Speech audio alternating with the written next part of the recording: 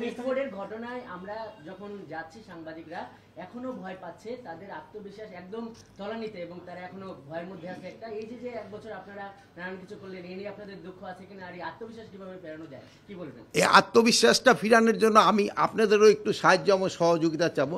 আত্মবিশ্বাসটা শুধু আমরা বললেও হবে না, আপনারা যদি আমাদের সাথে একটু সহযোগিতা করেন এবং সবাই ফিরতে আত্মবিশ্বাসটা ফিরিয়ে আনতে হবে, যে এই ধরনের ঘটনা যেন না ঘটে। এটা দেখেন, এটা আপনার একটা ঘটনা ঘটতেছে, এখানে দেখেন আশেপাশে কিন্তু বহু লোক, কিন্তু আগের দিনের কথা চিন্তা করেন। আগের দিনে যদি এই ঢাকা শহরে তো আপনারা দেখছেন সেরি ছিল, এই যে কী বলে সর্দার, যে এক সর্দারেই কিন্তু এখানে পুরা এলাকা চালাতো। এখানেও ধরেন অনেকে মুরব্বীও ছিল, কিন্তু সবাই ভিডিও ফুটেজ নিয়েছে, কিন্তু আগে আসে না। আমাকে ওই সমাজের এই জিনিসগুলির দিকে একটু কিন্তু খেয়াল রাখতে হবে। এটার ক্ষেত্রে আমরা সবাই, এই জন্য আমি বলছি।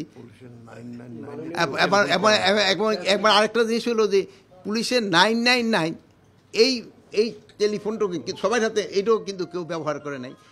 প্লাস ওখানে খুব নিকটেই কিন্তু আনসার রেখে কেউ কিন্তু যায়, কিন্তু আনসারদেরও ডেকে নিয়ে আসতে পারতো, ওইটাও কিন্তু করে নাই।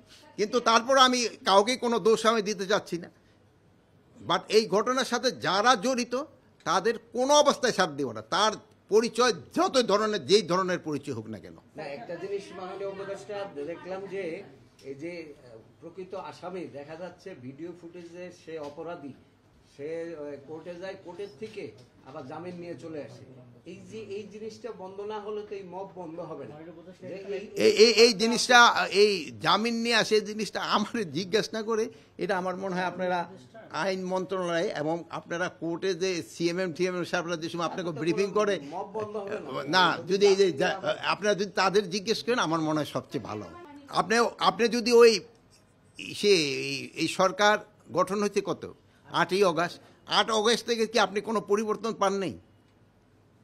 আমাদের বলেন, কোনো পরিবর্তন আপনি দেখেন নেই? আপনি বলেন, আপনার ওই প্রশ্নটা 2-1টা প্রশ্নের উত্তর আপনারও দিয়েন, সব প্রশ্নের উত্তর আমি দিব কেন? আপনি বলেন কোনো পরিবর্তন দেখছেন কিনা? হ্যাঁ, কেন আমি উত্তর দিব কেন? আপনি খালি শোনেন, ওই ছাত্ররা যেমন থাকে, টিচারের জিজ্ঞেস করে প্রশ্নে, আবার টিচারও কিন্তু জিজ্ঞেস করে।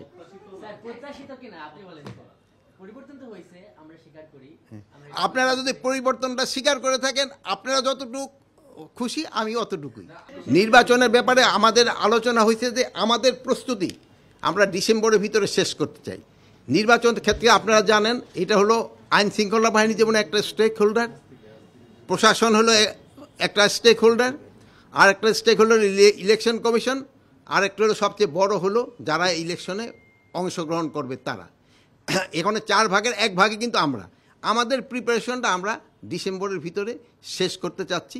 তারপরে ধরেন যে ইলেকশনের ডেট, এটা এটা দিবে হলো ইলেকশন কমিশন, তারা এটা কবে ইলেকশন দেবে, তো একটা টেন্টেটিভ ডেট তো আপনাকে সবসময় বলা হয়েছে যে রোজার আগে হতে পারে, রোজার পরে হতে পারে, কিন্তু এটা নিয়ে আমাদের কোনো না। আমাদের প্রিপারেশনটা আমরা চাচ্ছি যে 31শে ডিসেম্বরের ভিতরে যেন আমরা কমপ্লিট করতে পারি।